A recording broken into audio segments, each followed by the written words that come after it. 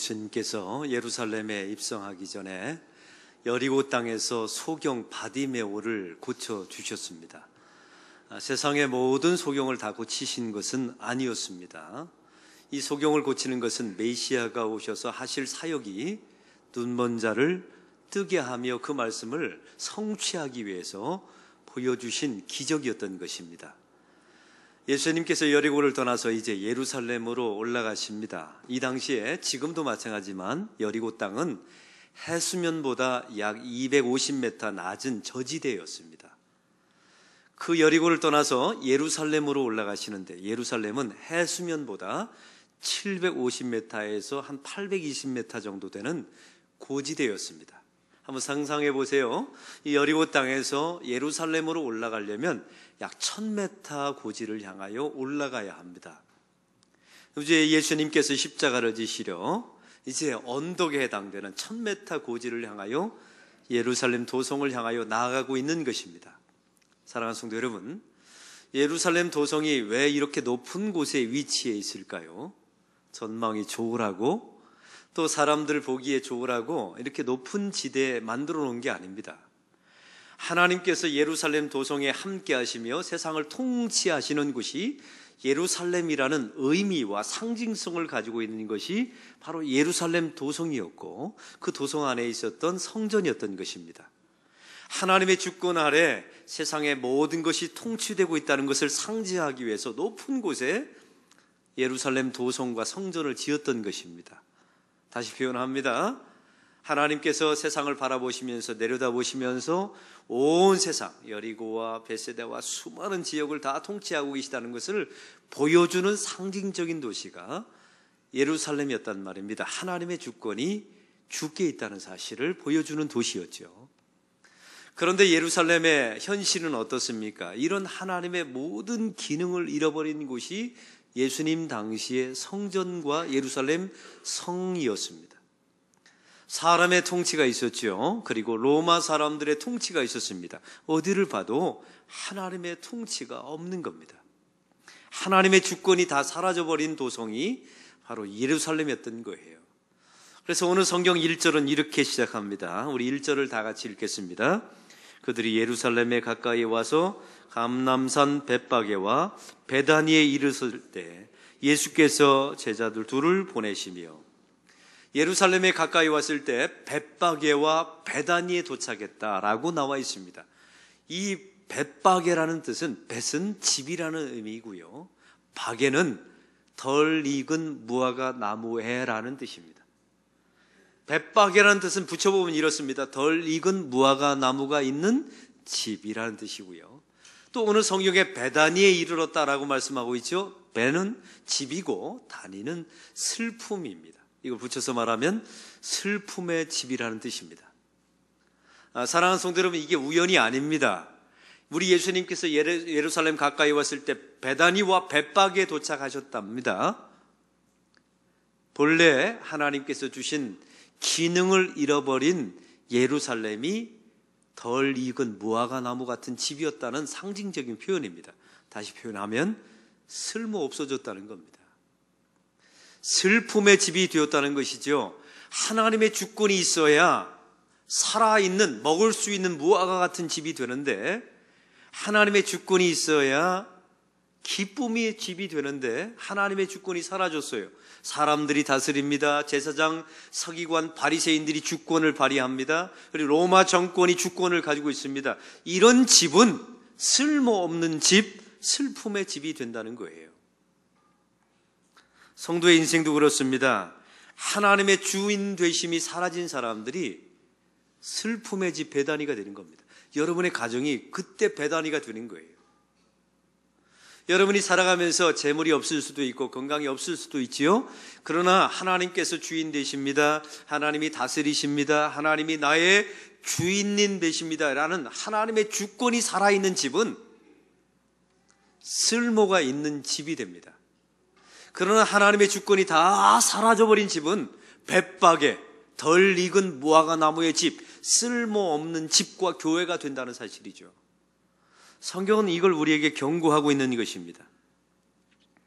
예수님께서 벳바게와 베다니에 도착하셨습니다. 그리고 이렇게 말씀하시죠. 제자들을 불러놓고 2명을 보내시면서 이렇게 말합니다. 저 맞은편 마을로 들어가라. 거기에 가면 아직 한 번도 타보지 않은 어린 나귀 새끼가 묶여 있을 것이다. 그것을 풀어 끌고 오라라고 말씀하십니다. 우리 예수님은 어린 나귀 새끼를 타고 예루살렘을 입성하실 생각이었나 봅니다. 이것은 돌발적인 예수님의 생각이 아니었어요. 이미 520년, 예수님께서 사역하기 520년 전에 스가랴 선지자를 통해서 하나님께서 예언하신 바가 있습니다. 이 스가랴 9장 9절은 이렇게 말하죠. 겸손하셔서 나귀를 타시나니 나귀의 작은 것 곧 나귀 새끼니라. 우리 예수님께서 하나님 나라의 왕으로 등극하실 때 어린 나귀를 타고 입성하실 것을 이미 예수님 당대 520년 전에 스가랴 선지자를 통해서 예언하셨다는 것입니다. 우리 예수님께서 왜 굳이 어린 나귀를 타고 입성하셨는지 아시겠지요? 내가 구약에 예언된 메시아임을, 너희들이 그렇게 기다렸던 약속된 하나님의 아들 메시아임을 예수님께서 보여주고 싶었던 것입니다. 여러분, 이 하나님의 주권이 얼마나 세밀합니까? 하나님의 주권이 얼마나 정확합니까? 창세기 49장 11절에 보면 야곱이 죽기 직전에 유언을 합니다. 이 당시에 유언을 할 때는 한 가지 특징이 있었어요. 아들들을 데려다 놓고 축복 기도하는 겁니다. 그때 유다에게, 여러분 유다가 누구입니까? 예수님의 혈통의 조상 아닙니까? 이 유다에게 야곱이 이런 유언을 합니다. 잘 들어보십시오. 그의 나귀를 포도나무에 매며 그 암나귀 새끼를 아름다운 포도나무에 맬 것이며.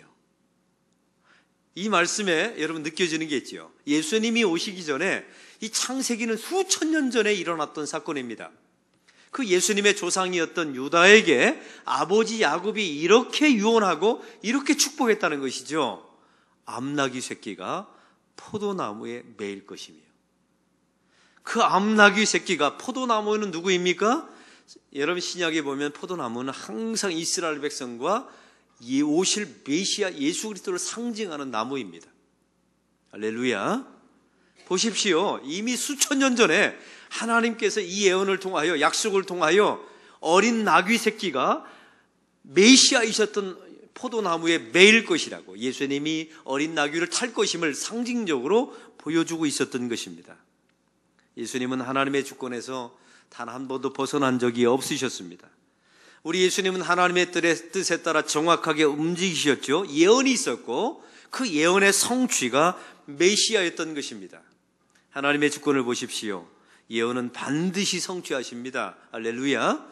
세밀하시고 하나님의 이 약속의 주권은 아주 구체적이며 정확하게 성취되십니다. 어린 나귀를 준비하셨고 정확하게 만나게 하셨고 메시아가 그걸 타게 만들어 놓으십니다. 그리스도인이 누구입니까? 그러면 성도들은 내 마음대로 사는 인생이 아니랍니다. 성도는 하나님의 뜻대로 사는 성도임을 잊지 마시기 바랍니다. 우리 예수님께서 겟세마네 동산에서 기도하실 때 뭐라 기도하셨습니까? 아버지여, 내 뜻대로 하지 마옵시고 아버지의 원대로 뜻대로 하옵소서. 바로 이것이 하나님의 주권을 인정하는 하나님의 백성들의 고백인 줄로 믿습니다. 우리 교회에 보면 나이 드신 권사님들이 계세요. 이분들이 이렇게 넋두리처럼 이런 말씀을 하세요. 잘 들어보십시오. 다 주의 뜻인 거야. 하나님의 섭리 안에 있는 것이지 우연히 된 것이 없어. 이렇게 말씀하시는 것을 우리가 많이 듣죠. 여러분, 이것을 체념이라고 생각하십니까? 아니요. 여러분, 이거 체념 아닙니다. 절망입니까? 포기입니까? 아닙니다. 그 안에 하나님의 주권을 인정하는 강력한 신앙의 고백이 담겨져 있는 것입니다. 다 주의 뜻이야. 우연이 아니지. 하나님의 이 모든 것이 섭리 안에 있어. 그게 좋은 일이든 나쁜 일이든 나에게 유익한 일이든 그 순간에 해로운 일이든 말이죠. 이런 고백이 저와 여러분 안에 있기를 소망합니다. 짐승 하나까지도 이미 하나님께서 520년 전에 예언해 놓으셨고 성취하십니다. 그리고 유다에게 수천 년 전에 그 약속의 말씀을 주셨지요. 그 포도나무에 어린 암나귀 새끼가 매일 것이라고. 그 약속을 하나님의 주권 가운데 성취하십니다. 오늘 3절에 예수님께서 이제 말씀하십니다. 이제 2명의 제자를 보내면서 만일 누가 너희에게 왜 이렇게 하느냐 묻거든 이렇게 말하죠. 여러분 왜 이런 말을 하셨을까요? 그 어린 나귀에게는 주인이 따로 있었습니다. 그리고 매여 있었지요. 어느 집안 속에 소유된 그런 어린 나귀였던 것입니다. 사랑하는 성도 여러분, 세상의 모든 삼라만상은 주인이 있습니다. 그 주인은 2가지 종류가 있지요. 하나는 자칭 주인이 있고 실제 주인이 따로 있습니다. 이것을 하나님의 백성들은 날마다 구분하셔야 합니다. 그래서 오늘 성경은 말합니다. 예수님께서 말씀하시죠. 이걸 왜 가져가느냐, 왜 푸느냐, 주인은 나다, 이 세상의 소유는 나다 라고 말하는 사람들에게 이렇게 말하는 것입니다. 주가 쓰시겠다 하라. 한번 따라해 봅시다. 주가 쓰시겠다 하라. 주가 쓰시겠다 하라. 이 말씀의 원뜻은 이렇습니다. 주님이 실제 주인이 쓰시겠다 합니다 라는 뜻이에요. 오늘 이 성경은 특징이 한 가지 있습니다. 예수님이 당신이 주이심을 최초로 밝힌 사건이 바로 오늘 본문의 사건입니다. 세상의 많은 사람들은 자기 자신이 주인이라고 우깁니다. 여러분 성전과 예루살렘 도성도 마찬가지죠. 제사장들이 내가 주인이다, 주인 행세를 했습니다. 그리고 이 이스라엘의 땅을 보십시오. 로마 정권이 차지하고 있었죠. 로마 사람들이 말합니다. 내가 주인이다. 이게 여러분 명목상의 주인들이죠. 그때마다 주님께서 이렇게 선포하시는 겁니다. 주가 쓰시겠다 하라. 이 주권은 나에게 있다. 내 실제 주인은 바로 나다라고 예수님께서 예루살렘 입성을 하시면서 선포하시는 겁니다. 이게 종려주일의 의미예요. 세상의 모든 도성과 세상의 암나기와 세상의 모든 소유가 다 하나님의 주권 속에 있음을, 내가 주인임을 예수님께서 선포하는 것이 예루살렘 입성의 종려주일의 의미입니다. 할렐루야. 사랑하는 성도 여러분, 혹시 여러분의 삶 가운데 주님 저는 왜 이렇게 가난합니까? 힘듭니까? 병듭니까? 이렇게 고백하고 계신 분들이 계세요. 너무 주눅 들지 마세요. 실제 주인은 따로 있습니다. 그때마다 항상 이렇게 선포하십시오. 주가 쓰시겠다 하라. 주가 쓰시겠다 하라. 여러분 이게 본래 주인이 하나님이심을 날마다 선포하시기를 바랍니다. 여러분 가난하다고 하여 너무 위축하지 마세요. 하나님의 주권 사상이 없는 사람들이 위축되는 겁니다. 저는 가끔가다 어린이 대공원을 갑니다. 이 부산에 편백나무 숲이 있다는 사실 아십니까? 남해를 가야 또 아니면 전라도 장성을 가야 만나는 편백나무 숲이 우리 교회에서 10분 거리, 차로 10분 거리에 있어요. 거기 가면 얼마나 좋은지 몰라요. 피톤치드가 나오고 얼마나 아름답고 누가 이걸 40년 전에 이렇게 심어놨는가 생각하면서요, 제가 거닐면서 하나님께 고백하는 게 있습니다. 하나님, 이거 하나님 거지요? 그럼 내 겁니다. 하면서 내 정원을 걷는 것처럼 아주 자신 있게 걷습니다. 남의 땅을 밟듯이 걷지 않아요. 이건 하나님이 오늘 이 순간 나에게 주신 것이다. 이게 하나님의 주권입니다. 저는요, 보석이 없어요. 다이아몬드 가져본 적이 없습니다. 근데 가끔가다 신세계 백화점을 가죠. 그러면 아름다운 이 보석점이 있어요. 그럼 여자분들, 제 아내는 특별히 거기에 관심이 있어가지고 이렇게 쳐다봐요. 저를 심리적으로 압박하고 있는 거죠. 언젠가 이런 거 사줬으면 좋겠다, 이런 마음이 있는 거예요. 근데 제 마음속에 뭐 사줄 돈 없으니까 제가 이런 마음을 가져요. 주님, 이거 누구의 것입니까? 그럼 주님이 그러시죠. 내 거다. 내 거다. 세상의 모든 것이 다 내 것이다. 그러면 제가 말하죠. 하나님의 것 저도 소유합니다. 그리고 잠시 이 백화점에 맡겨둡니다. 하고 딱 맡겨두고 저는 떠나옵니다. 그리고 다음에 보고 싶을 때 가서 또 보면 되잖아요. 그리고 또 맡겨놓고 오고. 여러분 제가 미친 사람처럼 보이세요? 아니요. 제 안에는 하나님의 주권 신앙이 담겨져 있기 때문에 그래요. 그래서 가난해도 쫄지 않습니다. 병들어도 마찬가지입니다. 병들면 위축되는 성도들이 있어요. 왜냐하면 하나님의 주권 사상이 없기 때문에 그래요. 우리의 생명은 누구의 것입니까? 우리의 생명은 누가 창조하셨습니까? 하나님. 하나님의 때가 되면 하나님이 살릴 수도 있고 죽일 수도 있는 겁니다.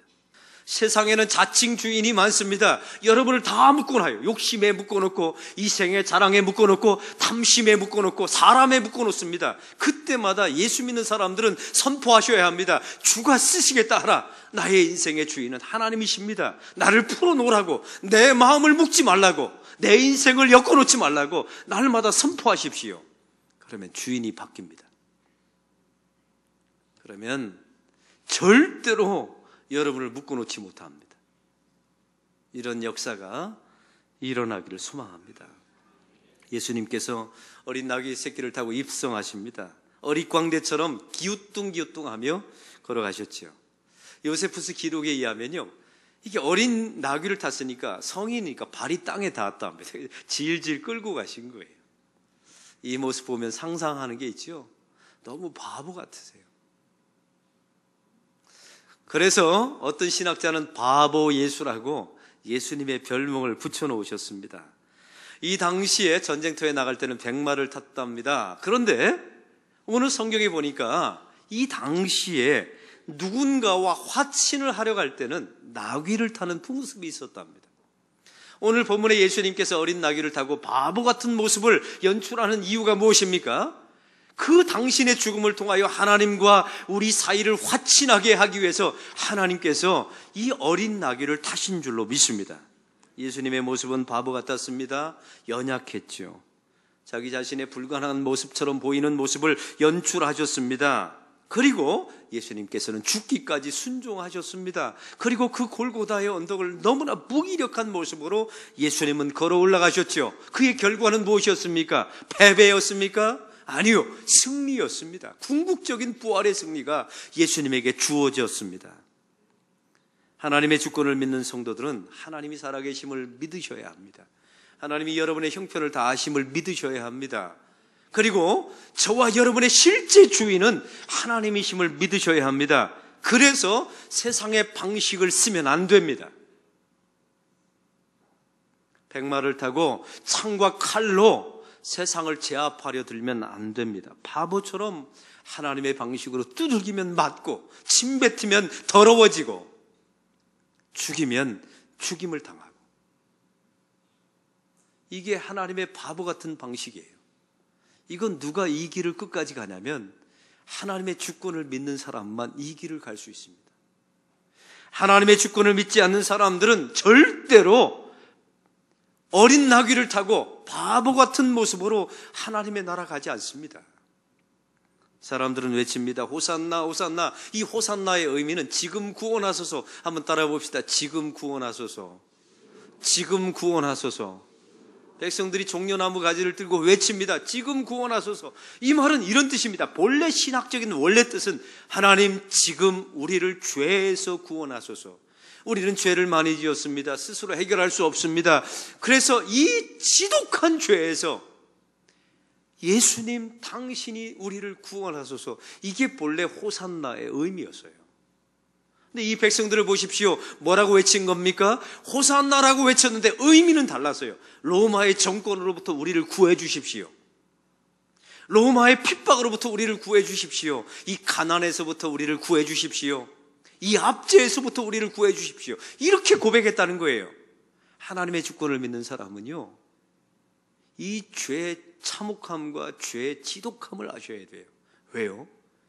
하나님의 아들이 죽어야만 해결되는 게 이 죄의 지독함이에요. 그래서 호산나 외칠 때마다 이 하나님의 주권을 믿는 사람은 하나님, 이 죄로부터 우리를 구해 주십시오. 바로 지금. 이렇게 말하는 것이 호산나의 외침이었던 거예요. 이 당시는요, 본래 6월절에는 종려나무 가지를 흔들지 않았다 합니다. 이 사람들이 왜 종려나무 가지를 흔들었는 줄 아십니까? 이건 본래 장막절에 흔들고, 또 한 가지는요, BC 157년경에 이 아수르가 이 팔레스타인 지역을 지배하고 있었어요. 얼마나 고통스럽게 했는지. 이때 마카비 혁명이 일어납니다. 유다라고 하는 이 사람의 본래 본명인데 이 사람의 별명이 마카비예요. 마카비는 쇠망치라는 별명입니다. 이 쇠망치 혁명이 일어나게 된 거예요. 그래서 아수르부터, 시리아로부터 이스라엘을 구해줍니다. 그게 바로 마카비 혁명이에요. 그때 마카비 혁명을 기념하는 사람들이 종려나무 가지를 흔들었다는 거예요. 예수님이 입성하십니다. 어린 나귀를 타고 입성하실 때 왜 사람들이 종려나무 가지를 가지고 흔들었는 줄 아십니까? 당신은 쇠망치 같은 사람입니다. 그 쇠망치를 통하여 이 조국을 구해 주십시오. 이렇게 외쳤던 거예요. 이건 하나님의 주권을 인정하는 게 아닙니다. 우리 예수님은 세상을 부유하기 위해서 오신 분이 아니에요. 우리 예수님은 로마로부터 그 압제로부터 구원하기 위해서 오신 분이 아니십니다. 우리 예수님은 이 땅에 죄로부터 우리를 구원하기 위해서 오신 분이신 줄로 믿습니다. 이게 하나님의 주권을 인정하는 분이에요. 하나님의 주권을 인정하십니까? 그러면 세밀하게 정확하게 준비하시는 하나님이심을 믿으시기 바랍니다.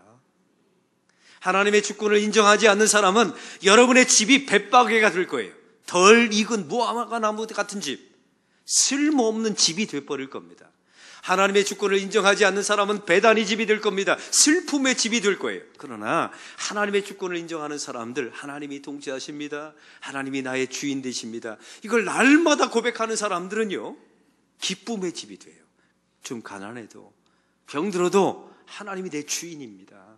그리고 결코 두려워하지 않게 될 줄로 믿습니다. 얼마 전에 통계가 나왔는데 전 세계에서 가장 위험한 나라 1위가 대한민국. 휴전선을 앞두고 가장 많은 화기가 집중되어 있는 나라 대한민국. 그 다음이 통계가 놀라워요. 전 세계에서 여행자들이 여행하기에 가장 안전한 나라 1위가 대한민국이에요. 총기 소유도 없고 24시간 돌아다녀도 거뜬한 나라 1위가 대한민국.